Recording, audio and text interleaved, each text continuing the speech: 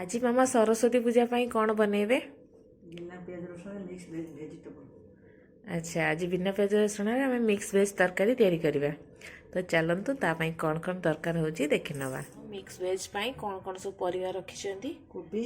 अच्छा, कोबी रे बड़ डेम्फ थिबो तले मझुरी टे काटी दे ठीक रे सिझिया सुविधा हबो। अच्छा, रे आलू आलू जते परिवार अनुसार आलू कोन देबे काटिबे। तारे बीन नेचंती, तारे गाजर, तारे जो मटर छुई। अच्छा, जे भी चाहिबो बीट भी पके परिबो। अच्छा, जो मान को बीट पसंद आपण मिक्स वेज रे बीट भी पकेले तार भी गोटे कलर भी भलो आसीबो। तो एबे कोन करबा तापरे हमें तरकारी बनेबा। तो सेथि पई कोन करबा ना एठी कड़ी को मामा गरम कर नेलेनी। तो एबे कोन करबा ना हमें सेथि रे किछि अल्प रिफाइन तेल को नबा परिया भाजिया पे। परिया केवल भाजिया पे से अल्प टिके तेल को एठी पकै चंती।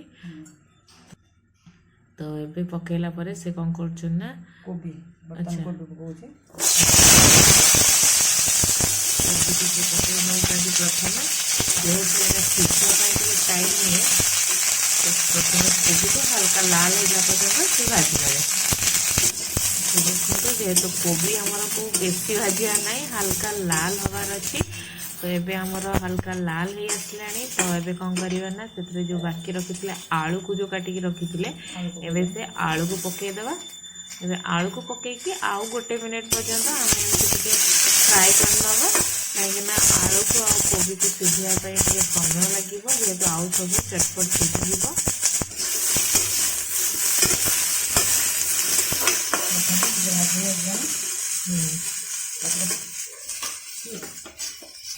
तो एबे हमर आलू सहित गोटे मिनिट हो जाइए कोबी को भाजिबार। एबे जहाँ सब भी हमर परिवा अच्छी एबे सबुतक परिवा को आम ए पकई नौ मामा। तो एबे सबुतक परिवा पकईकी आमको ए सब को हल्का भाजी नबार अच्छे। आउ 2 ରୁ 3 मिनट पर्यटन ये परिवा को आम भाजी नवा। से तेल आम व्यवहार कर अधिक तेल भी आम दरकार नहीं कहीं एगुड़ाक आमको हल्का फ्राए करार अच्छी।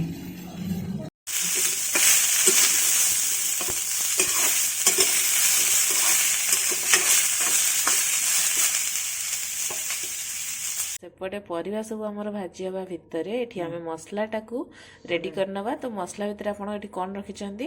हाड़े रो टिके कम कैप्सिकम। अच्छा, और गोटे टमाटो बड़ टमाटो अच्छा, और अदा कंचा लंका जे से राग खाइबो से अधिया पकेते। अच्छा, सेपटे काजू और चार मगज को भाजी बतरी के रखिছে।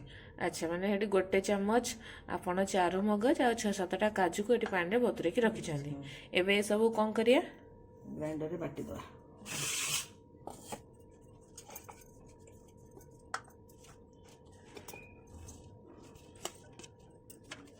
एबे यही सब को हमें पूरा बढ़िया भाव में पेस्ट बन की आनिबा। तो एबे केते बढ़िया भाव में चिकन है मसलाटी आम रेडी हो चली आसी।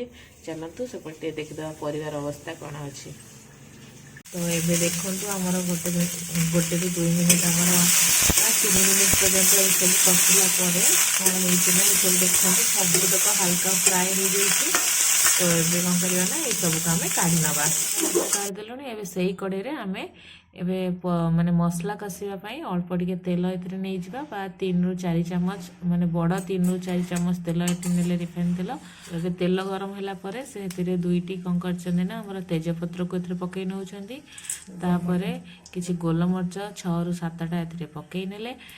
लवंग तापर ये से लवंग 4 ରୁ 5टा पकाउछंती। अधिक केबे पकेइबेनी नहले तरकारीटा कड़ा हो जिवो। आ फाळे दालचीनी को मध्य से पकई नउछंती।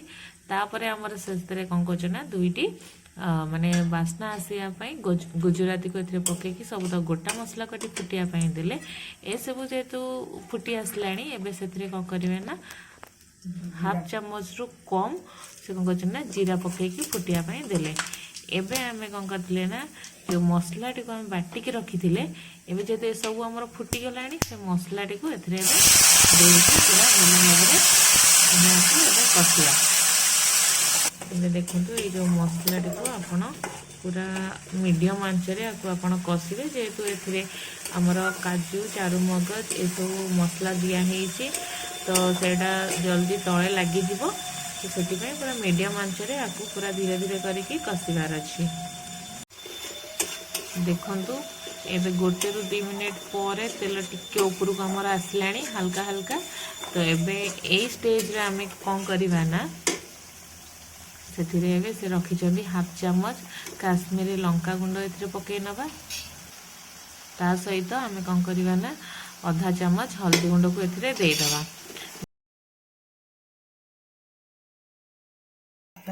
तो एथिरे से हाफ चम्मच धनिया गुंड को एथिरे से पके नौचंदी। एबे ए सब को आउ थरे माने 1 मिनिट पर्यंत भलसे कसी नवा जेमती कि मसलाटा पूरा कसी हो। प्राय तो पाखापाखि आम मसलाटी पूरा कसी आसलानी कहीं देखो पूरा तेल छाड़िलानी। एबे तो एबे तेल जेहेतु पूरा छाड़ी गलानी तो एबे से भल बास्ना आसापी आम कौन करना आधा चम्मच रू पाखापाखि से कस्तूरी मेथी को पकईकि भल भाव में कषि नवा। एबे आम जो भाजिकी रखी परिवा को ये सब के मामा कौन कले ना सब तक पकईकि या पूरा कम आंचरे आमको परिवा सब को माने पूरा कषि नवा या भल भाव मिक्स करके कषि नवा।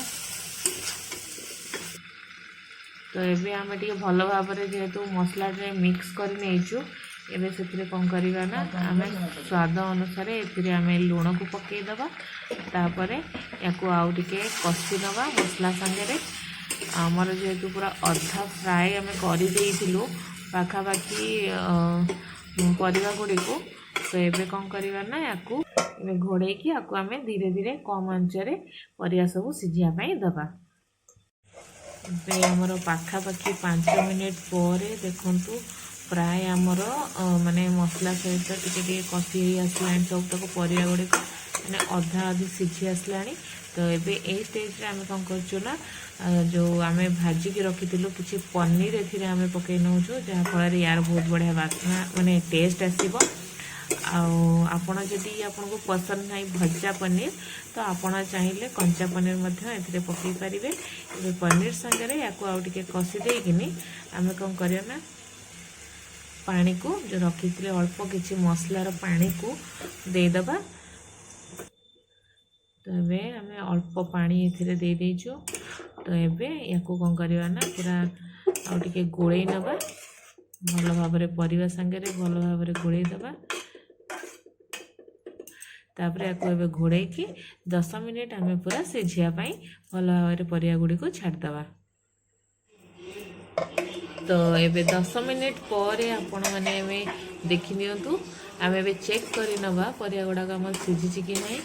देखंतु परिया गुड़ाक आमर पूरा परफेक्टली सिझी आसलानी। स्टेज आम ए कौन करवा ना अल्प टिके चीनी ए पकईदबा कहीं स्वीटनेस टिके आसले जेटा बिना प्याज रसुण जेहेतु होची टिके बहुत भल लगे। अच्छा आधा चम्मच आम ए गरम मसला को पकई नेले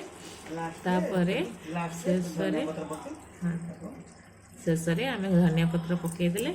एबे ए सब को आउ टे भल भाव आम गोले नवा। आपण आम देते गोटा मसला सब तक ए पकईले तो से बहुत कम बा अल्प आम गरम मसला व्यवहार करूँ।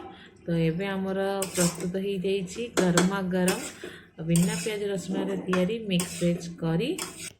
तो आपण यही सरस्वती पूजा एमती बिना प्याज रसुण निश्चय बनातु मिक्स वेज तरकारी आउ किपरि लागला आम कमेंट बॉक्स रे कमेंट करी निश्चय जनातु। धन्यवाद।